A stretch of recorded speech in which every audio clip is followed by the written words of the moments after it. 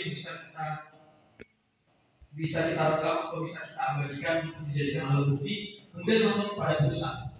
Nah, kalau ada win-win solution hanya langsung pada putusan saja. Kenapa?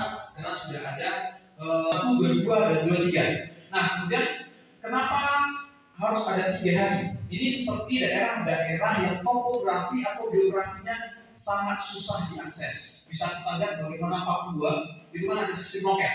Tapi pada hari ini akan dicoba tidak pakai sistem loket. Kenapa? Mereka sudah dibagi dan menjadi beberapa provinsi. Dulu kita mengenal 34, hanya ada provinsi Papua Barat dan Papua. Pada hari ini bertambah 4 lagi. Jadi dulu kita mengenal 2, sekarang Pulau Papua itu menjadi 6. 6 inilah yang akan dicoba apakah bisa dilakukan pakai sistem loket hanya kepada kepala sukunya saja atau dikembalikan kepada masyarakat. Ini juga tergantung bagaimana sumber daya manusia atau kualitas dari SDM-nya. Apakah bisa paham dengan nanti surat contoh, nanti surat kertas ini banyak nanti nih, pileg, kemudian DPD, DPRD, ini kan banyak nanti di sini. Apakah mereka paham?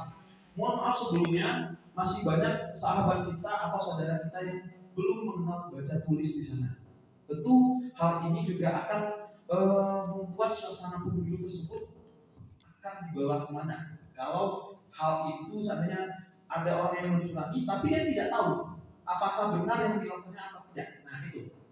Nah makanya dilakukanlah 3 hari kalender. Kenapa? Ada akses geografi yang sulit dijangkau. Papua itu masih ada yang harus ke sana itu harus memakai bot atau memakai kapal terbang untuk sampai di sana. Kapal yang kecil itu atau pesawat kupang, pesawat capung atau kapal perintis. Nah, begitu juga kalau kita lihat Sumatera Barat ini ada Mentawai.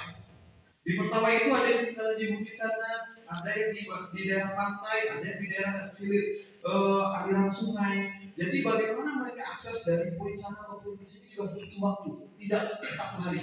Saya pernah ke Mentawai dari contoh Tua Pejan ke Sikabaluan itu harus akses melalui kapal. Jadi kalau kapal itu juga kita harus menunggu beberapa hari yang sampai antrian ke sana. Tidak mungkin hal ini akan dilaksanakan 1 hari, benar toh? Jadi harus memakan waktu mengingat transportasi yang dihadapi dan juga daerah yang dilalui juga ada tantangannya, ada dinamika dan ada hambatannya. Tentu makanya ini ada narasi 3 hari kalender. Kemudian akses komunikasi yang sudah saya jelaskan.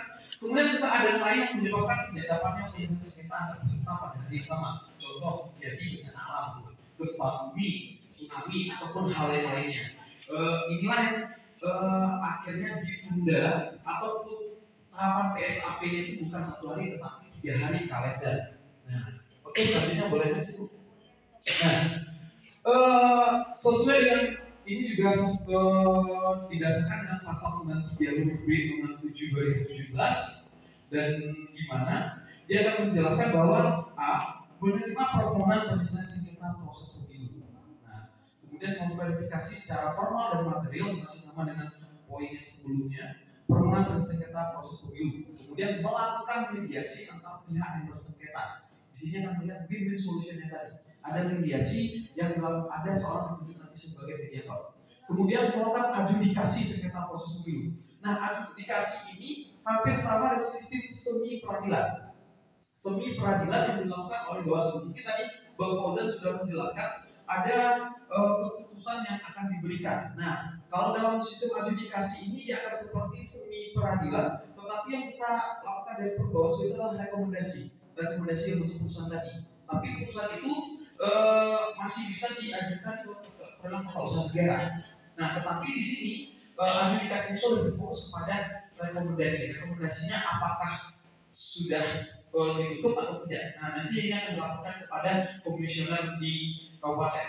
Nah, kemudian memutus penyelesaian sengketa proses pemilu. Nah, kalau kita lihat di pasal 466 di Undang-Undang Pemilu, dasarnya itu pertama klasifikasi sengketa proses dan yang kedua objek sengketa proses. Dan di pasal 469 di Undang-Undang Pemilu ada pemisahan antara putusan yang final mengikat dan putusan upaya administrasi. Jadi kalau putusan yang final mengikat ini tidak bisa dilakukan upaya selanjutnya. Tetapi kalau putusan upaya administratif ini masih bisa tahapan dilakukan. Pertama mungkin ada proses penyelesaian sengketa prosedur, ada putusan dari komisioner atau putusan dari Bawaslu di Kabupaten Pasar, tetapi ini masih bisa diajukan diuji lagi apakah administrasinya sudah oke atau belum.